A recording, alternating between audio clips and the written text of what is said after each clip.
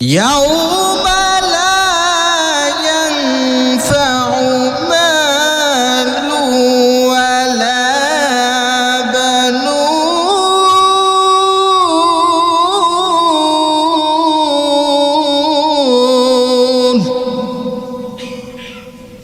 আল্লাহ রাব্বুল আলামিন পাক জানায় দেন রে বান্দা, দুনিয়ার মধ্যে তোমাদের ধন সম্পদ মাল যত সম্পদ আছে, আমি মালিকের কাছে এগুলো কখনো গ্রহণযোগ্য হবে না। আমার আল্লাহ রাব্বুল আলামিন পাক জানায় দেন রে গোলাম,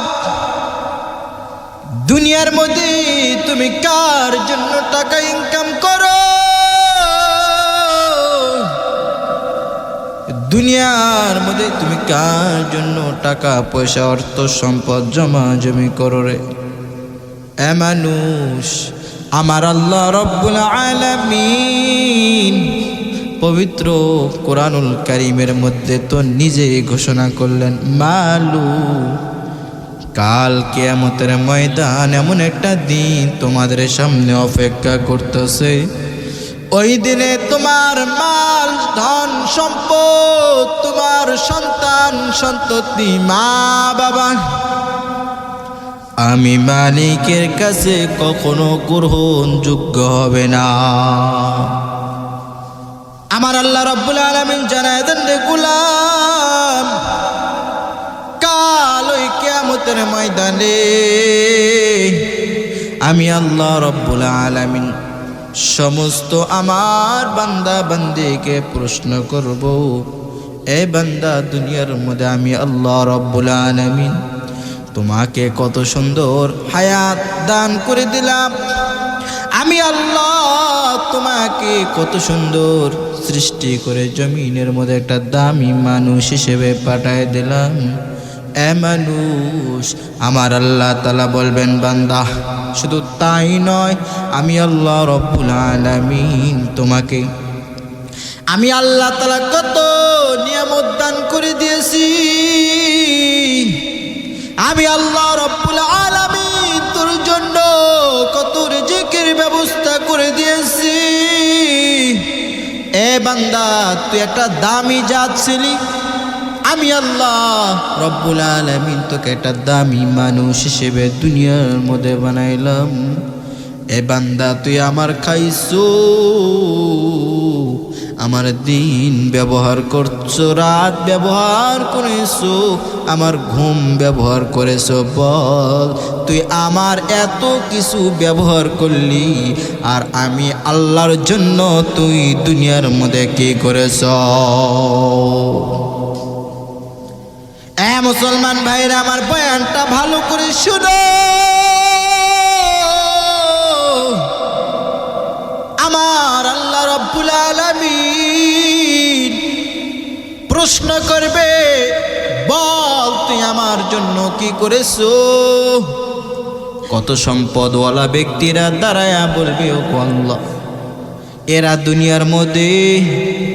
দুনিয়ার মধ্যে সম্পদের পিছনে এত পরিমাণ সময় দিয়েছে, সম্পদের প্রতি এত পরিমাণ লোভ ছিল, এত পরিমাণ টাকার প্রতি তাদের লোভ ছিল, তারা আমার মাওলাকে বলবে, ও গো দয়ার মালিক,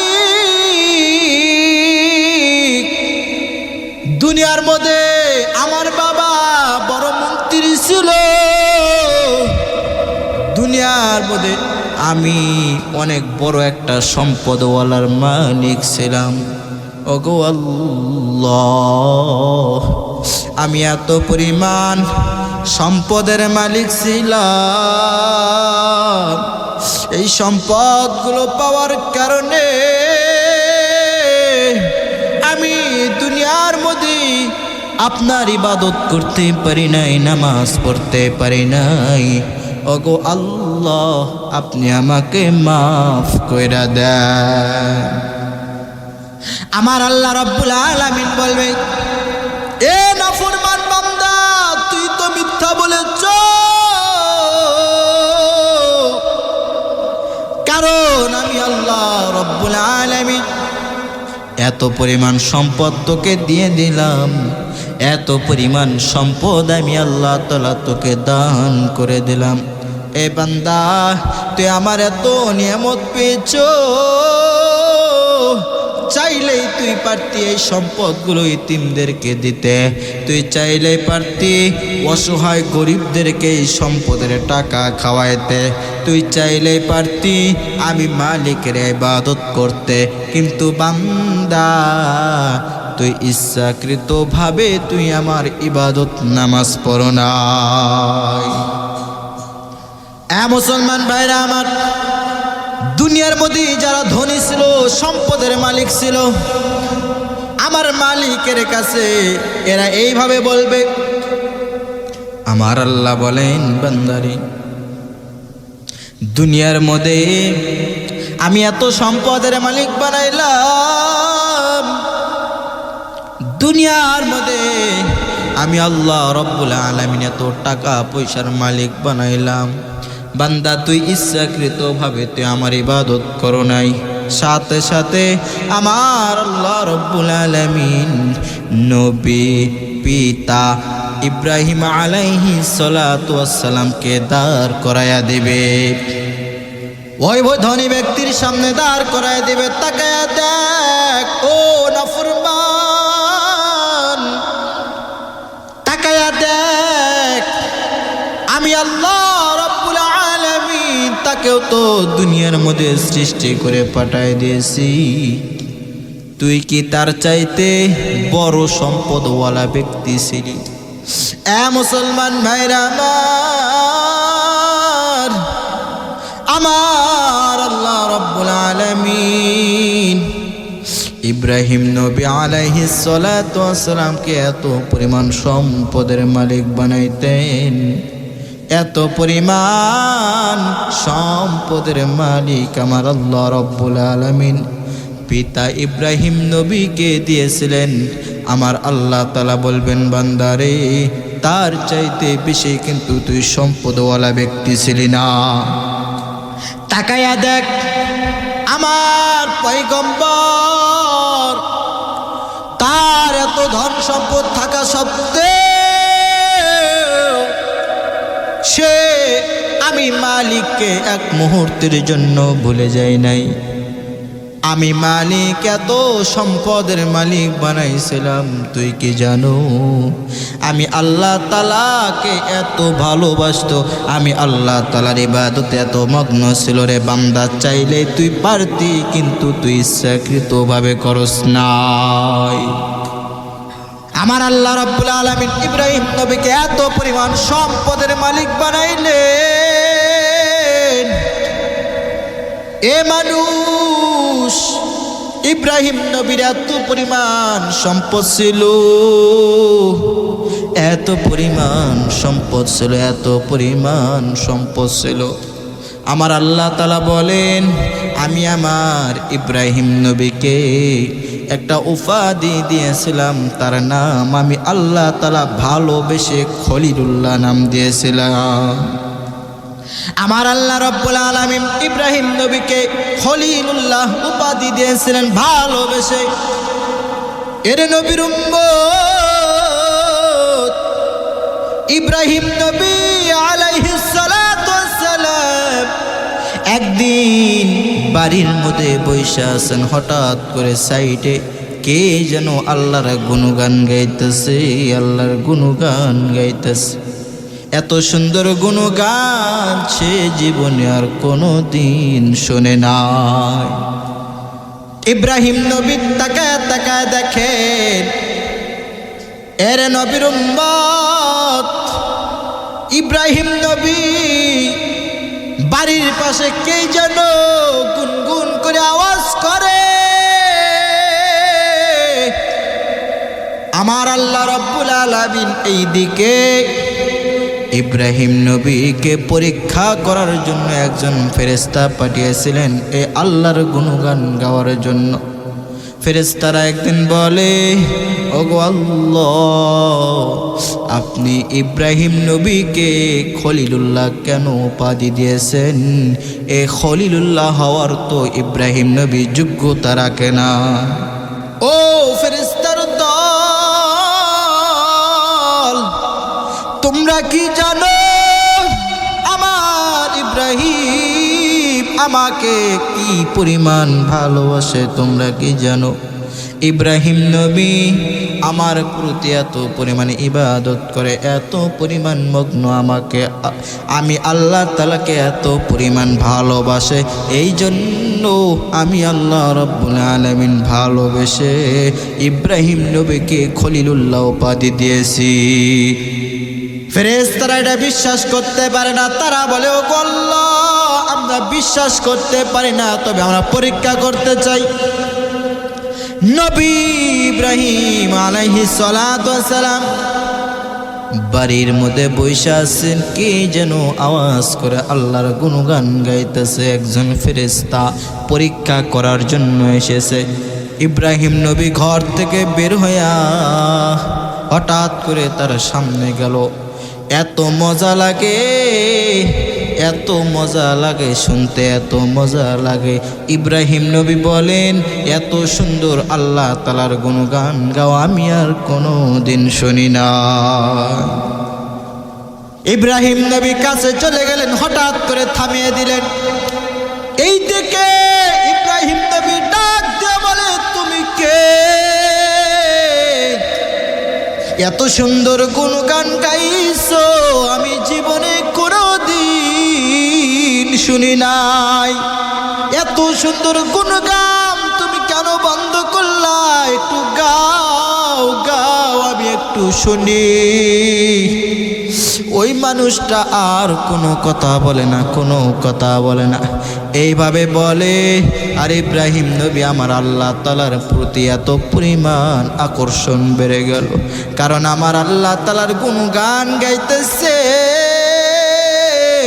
এত সুন্দর গুণগান গাইতেছে। ইব্রাহিম নবী ডাক দেয়া বলে, এই তুমি আমার কাছে কি চাও বলো? তুমি আমার কাছ থেকে যা চাবা আমি তোমাকে তাই দিব, তারপরও আমার আল্লাহর গুণগানটা একটু গাও। মুসলমান ভাইরা আমার, ওই মানুষটা কোনো কথা বলে না, বলে, এই তুমি কি গাইবা না? তুমি কি রাগ করেছো? তুমি কি গাইবা না? ইব্রাহিম নবী ডাক দিয়ে বলে, যাও, আমি আমার সম্পদ যতগুলো আছে এই সম্পদের মধ্যে অর্ধেক সম্পদ আমি তোমাকে দিয়ে দেব এমনিতেই, যদি তুমি আর একবার এই গুণগানটা গাইতে পারো। এরপরও কোনো কথা বলে না, কোনো প্রশ্নের জবাব দেয় না, আবার চুপ করে রয়েছে। এইদিকে ইব্রাহিম নবী এত পরিমাণ আমার মালিকের প্রতি ভালোবাসা, আমার আল্লাহ তাআলার গুণগানটা শোনার জন্য এত পরিমাণ চেষ্টা করতেছে।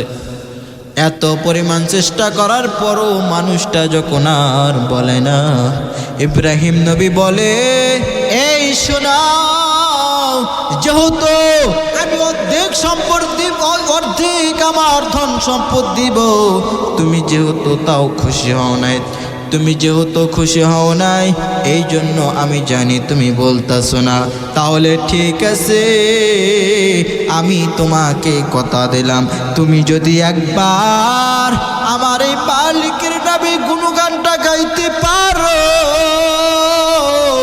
আমি তোমাকে কথা দিলাম, আমার যত ধন সম্পদ আছে সব কিছু আমি তোমাকে দিয়ে দেব।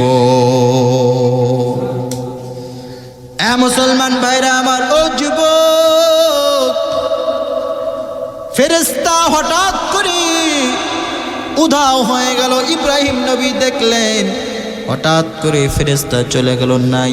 আর সে ভাবতেছে এটা কেমন অদৃশ্য হঠাৎ করে হয়ে গেল। ইব্রাহিম নবী ভাবে এটা ফেরেশতার ছাড়া আর কারো কাজ হতে পারে না। ফেরেশতারা আমার মালিককে গিয়া বলে, ওগো দয়ার মালিক, আসলে আপনার পয়গম্বর ইব্রাহিম খলিলুল্লাহ উপাধি পাওয়ার যোগ্য। মুসলমান ভাইরা আমার, দুনিয়া দুনিয়ার মধ্যে যত সম্পদ কামাই করো, এই সম্পদ আমার মালিকের কাছে কোনো কাজে আসবে না। আল্লাহ তাআলা প্রশ্ন করবেন ধনী ব্যক্তিকে, ধনী ব্যক্তি বলবেন, ওগো আল্লাহ, দুনিয়ার মধ্যে সম্পদের মালিক ছিলাম, ইবাদত করতে পারি না, এই জন্য এগুলোর পিছনে সময় দিতে গিয়ে আমি এই জন্য মেইনটেইন করতে পারি নাই, এই জন্য আমি মেইনটেইন করতে পারি না। আল্লাহ বলবেন এটা মিথ্যা কথা, কারণ আমি আমার পয়গম্বর এত পরিমাণ সম্পদের মালিক থাকা সত্ত্বেও আমি মালিককে এক মুহূর্তের জন্য ভুলে যায় নাই। এ বান্দা, এটা আমি বিশ্বাস করব না।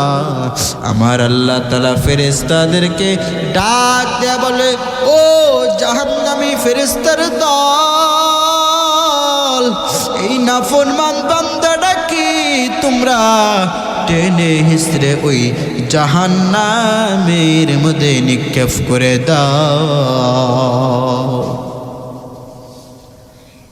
এ মুসলমান ভাইরা আমার, দুনিয়ার মধ্যে আল্লাহ তাআলা বলেন ধন সম্পদ কোনো কিছু কাজে আসবে না, মা বাবা স্ত্রী সন্তান পুত্র কোনো কিছুই কাজে আসবে না। অথচ এই সম্পদের পিছনে আপনি আমি বহুত সময় দিলাম, বহুত সময় ব্যয় করে করে জীবনটাকে নষ্ট করে দিলাম।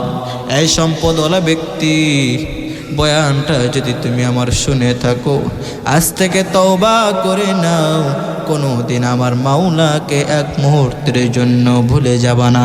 যত সম্পদের মালিক হও, আমার মাওলার কাছে শুকরিয়া যাপন করো, শুকরিয়া আদায় করো, আর আমার মালিককে বলো, গো দয়ার মালিক, আমি জানি আপনি আমাকে ভালোবেসে এত নিয়ামত দিয়েছেন, আর আমি শুকরিয়া আদায় বান্দা করতেছি, আলহামদুলিল্লাহ। দেখবা ওই সম্পদের মধ্যে তোমার আরো কত গুণ আমার আল্লাহ রাব্বুল আলামিন শত শত গুণ আরো নিয়ামত দিয়ে দেবে। এ মুসলমান ভাইরা আমার আল্লাহ রাব্বুল আলামিন বলেন, কাল ওই কিয়ামতের ময়দানে কি কাজে আসবে জানো?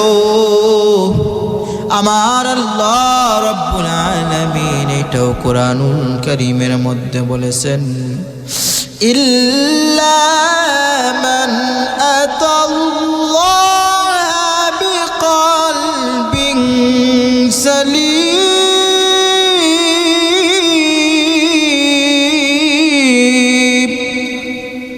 আমার আল্লাহ রাব্বুল আলামিন বলেন, এ মানুষ, আমি আল্লাহ রাব্বুল আলামিনের কাছে কাজে আসবে কে জানো? তোমার একটা বিশুদ্ধ অন্তর, যার বিশুদ্ধ অন্তর একটা থাকবে। আমার আল্লাহ তাআলা বলেন, এই বিশুদ্ধ অন্তরটা আমি মালিকের কাছে অনেক দামি হয়ে যাবে। এই অন্তরটা কোনোদিন গুনাহ করতে পারে না। আমার আল্লাহ বলেন, এই বিশুদ্ধ অন্তর আমি মালিকের কাছে বড় দামি অন্তর। এই তাকওয়াওয়ালা অন্তর আমি মালিকের কাছে একটা দামি অন্তর।